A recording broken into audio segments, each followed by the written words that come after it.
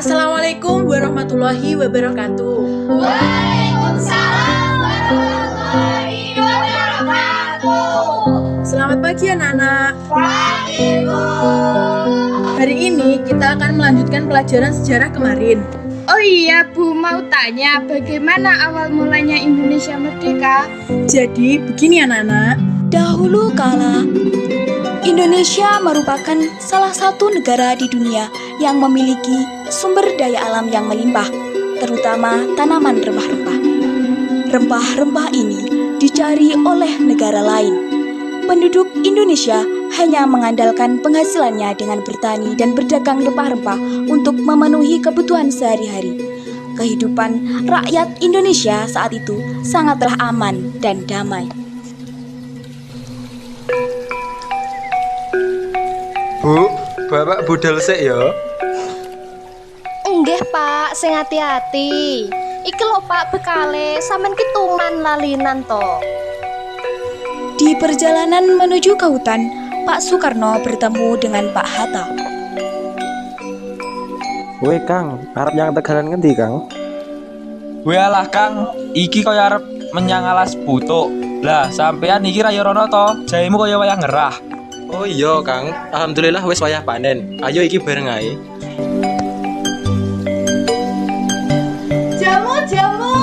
Jamune Mbak, Mas, Kang yuk, monggo jamune. Jamu. Ayo Kang, jamune yuk. Ayo, tumbas jamune. Oh nggih yuk. Jamune sing pundi? Jamu beras kencure ono yuk. Arep golekne jamu pae iki. Ono to iki yuk.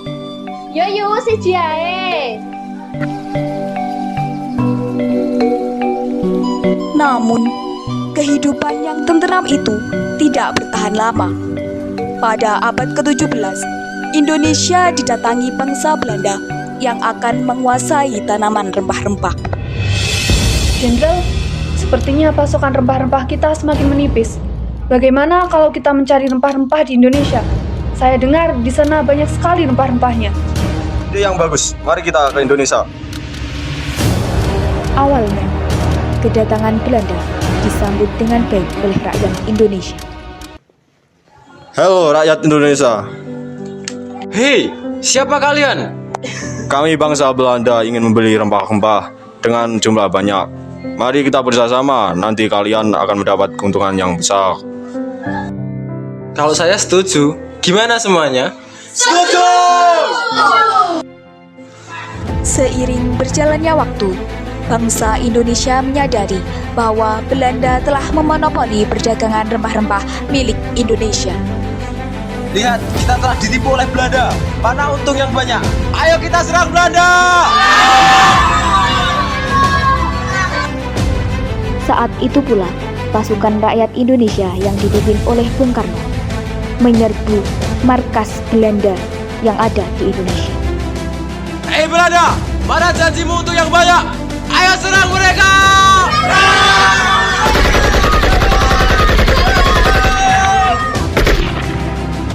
Upaya Indonesia menyerang Belanda tidak membuahkan hasil. Indonesia kalah dan Belanda semakin semena-mena terhadap rakyat Indonesia. Kemudian, Gubernur Jenderal Johannes van den Bosch mendirikan sistem tanam paksa. Dan disitulah penderitaan bangsa Indonesia dimulai. Cepat tanam. Lama sekali kamu ini. Kalau tidak, kamu yang akan kutanam. Capeknya. Siapa suruh duduk-duduk? Cepat lanjutkan itu! Suatu hari, seorang gadis dan seorang pemuda pribumi sedang berbincang-bincang. Teh, sudah makan? Ini aku bawa bekal banyak. Kebetulan banget nih, aku belum makan. Terima kasih ya. Hei kalian, bukannya kerja malah berduaan. Lihat ini akibatnya. Ya Allah, sungguh tega kalian. Ingat, tapur tuai itu nyata. Gondang. Pasukan Belanda sungguh kejam. tidak memiliki rasa kemanusiaan. Mereka bertindak semaunya sendiri. 350 tahun lamanya bangsa Indonesia dijajah oleh Belanda. Pada tahun 1942, Jepang datang ke Indonesia dengan maksud mempersiapkan pasukan untuk Perang Asia Timur Raya. Meskipun Jepang telah mengetahui keberadaan Belanda yang sudah menguasai di Indonesia selama beratus-ratus tahun, tetapi itu tidak menggugurkan niat Jepang ke Indonesia. Hei Belanda, cepat pergi dari Indonesia atau kalian akan kami habisi. Siapa kalian? Mau habisi kami? Kami sudah berkuasa di Indonesia. Kalian menantang kami? Pasukan, serang!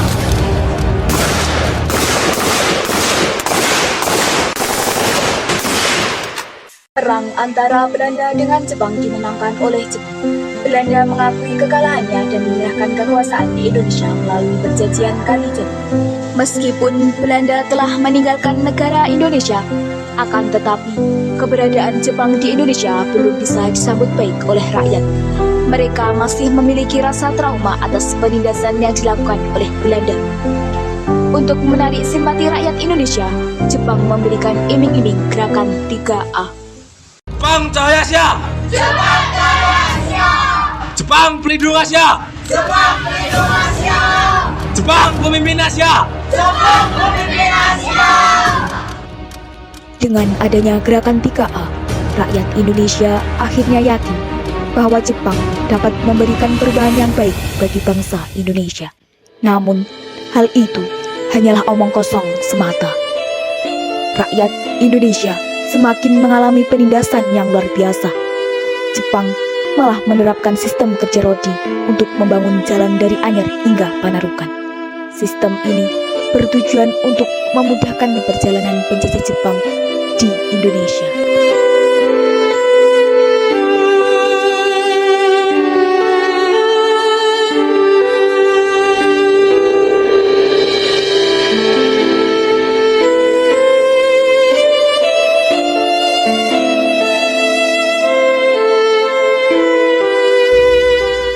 Suatu ketika, pasukan Jepang yang ada di Indonesia kembali ke negaranya. Mereka mendapatkan informasi bahwa Jepang dibom oleh negara Amerika Serikat yang bertempat di kota Hiroshima dan Nagasaki. Di era kembalinya Jepang ke negaranya, golongan muda mendesak golongan tua agar segera memproklamasikan kemerdekaan Indonesia. Ayo segera memproklamasikan kemerdekaan Indonesia. Kalau tidak, sekarang kapan lagi? Baiklah kalau begitu. Mari kita rumuskan proklamasi kemerdekaan Indonesia ini.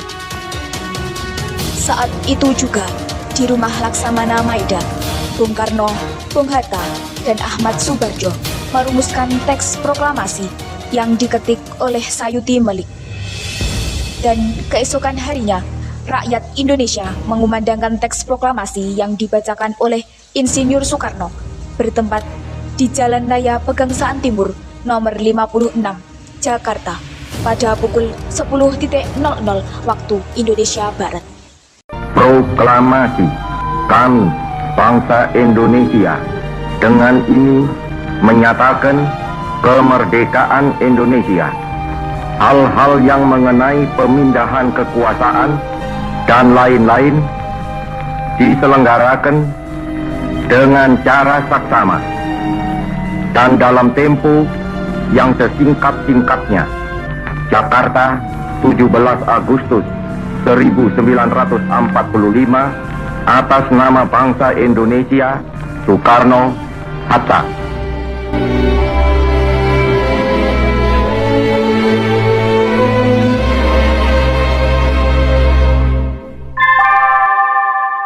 Saatnya istirahat. Wah, tidak terasa bel istirahat sudah bunyi anak-anak. Kita akhiri sampai di sini dulu ya. Sebelumnya ibu punya pantun. Jalan-jalan ke rumah Pak Pangat. Cakep. Pulangnya mampir membeli ikan. Cakep. Kenangan sama dia aja diingat. Masa sejarah Indonesia dilupakan? Au au au au au.